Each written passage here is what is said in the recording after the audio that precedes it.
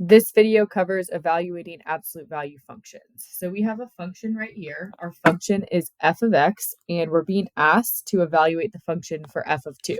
Now you'll notice the x in the parentheses matches with the 2 inside of this parentheses. So all we're doing is everywhere we see an x in our original function, we're replacing it with 2 and we're solving it. So let's rewrite our original function with 2 in place of x.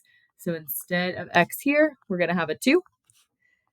Everything else remains exactly the same, but instead of the x inside those bars, we're going to have a 2. So whenever we're solving these, we want to follow order of operations. So the first thing we're going to be doing is simplifying what's inside of the bars. Because we can do 2 minus 2, that is the first thing we're going to do. 2 minus 2 is, of course, 0. So inside of those bars, we're going to have a 0. Next, we're going to take the absolute value of 0.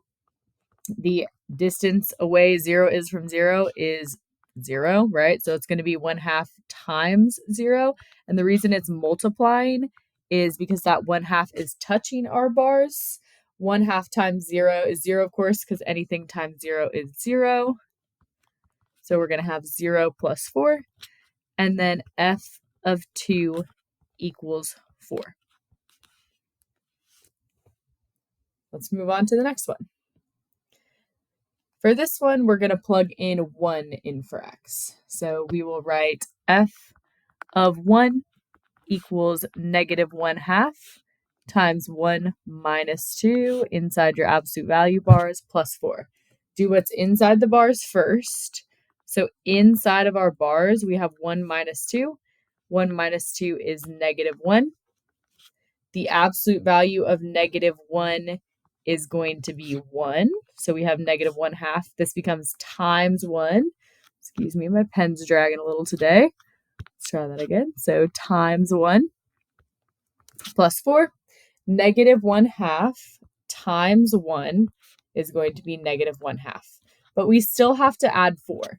And we can't really add 4 to negative 1/2 because they don't have a common denominator. So let's make 4 have a common denominator of 2. So instead of 4 over 1, we're going to be adding 8 over 2 because 8 divided by 2 is 4.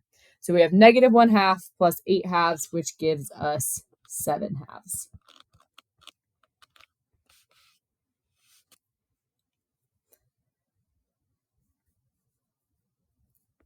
Let's move on to the next problem. This one, we're going to plug in 0 for x. We'll say f of 0 equals negative 1/2 times 0 minus 2 plus 4. You're going to take the absolute value of 0 minus 2. So 0 minus 2, you do what's inside those bars here. You're going to get negative 2. The absolute value of negative 2 is 2. So we'll do negative 1/2 times 2. Sorry, again, my pen's dragging here. Let's clean that up. Plus 4. Negative 1/2 times 2. If you need me to do this over to the side, we're doing negative 1 over 2 times 2 over 1. And that is going to be negative 1 times positive 2, which is negative 2, and then 2 times 1, which is 2. Anything on top of itself is 1, but of course one of them is negative. So we are going to have negative 1 plus 4, and negative 1 plus 4 is 3.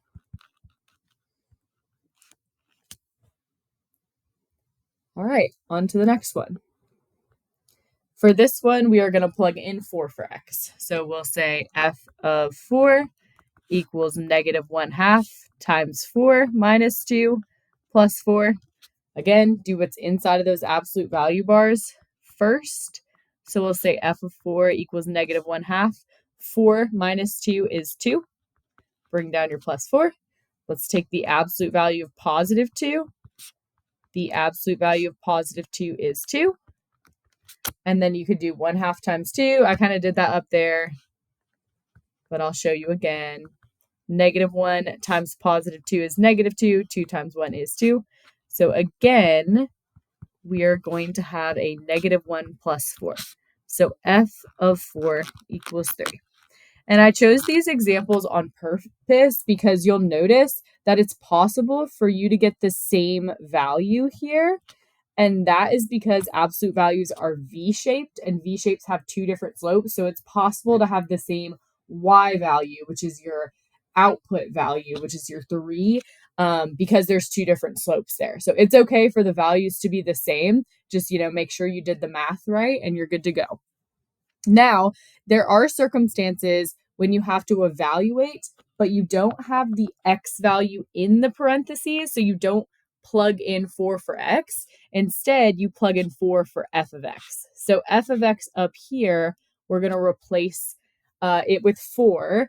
And then we are going to go ahead and solve that for X with 4 in place of the f of X. So let's go ahead and do that. We're going to get 4 equals negative 1/2 times the absolute value of X minus 2 plus 4. To solve this, we need to get our absolute value bars isolated. Isolated means that they're just by themselves. So right now I have the negative 1/2 multiplied by my bars. I don't want that there, but I also don't want the plus 4. So I'm going to start by getting rid of the plus 4, and the opposite plus 4 is minus 4.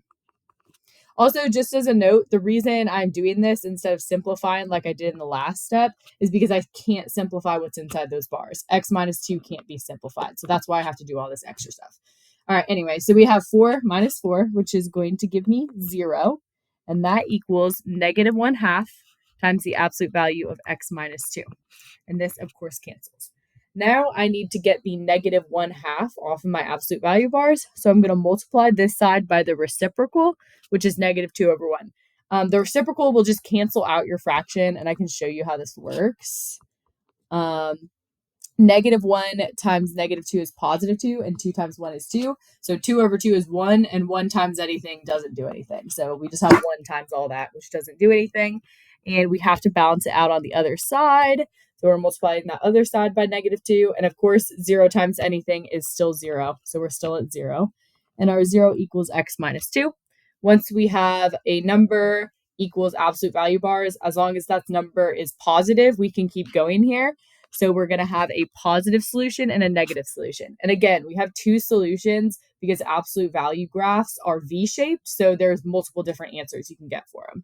So we're going to get 0 equals X minus 2.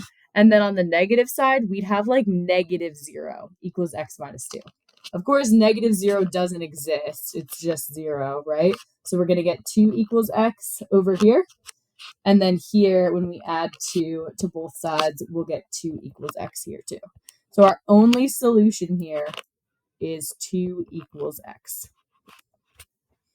All right, let's jump to the next one.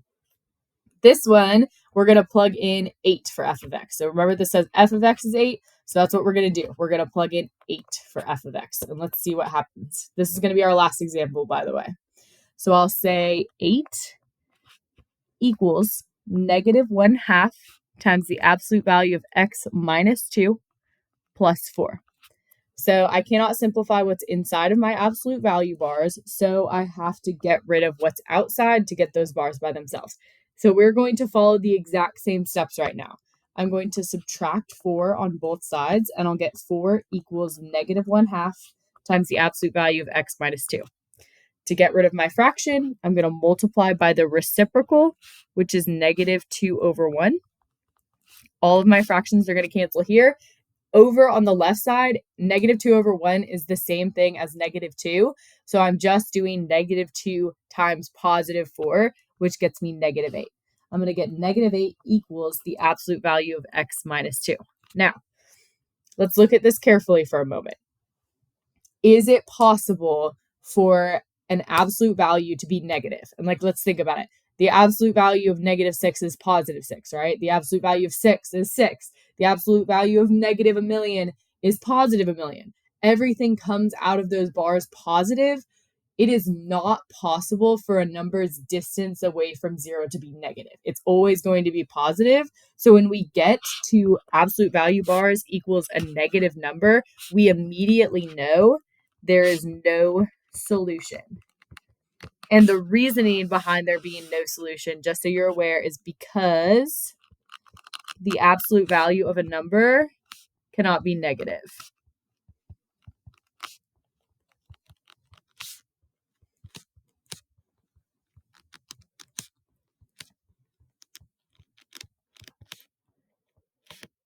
All right, that's going to be all for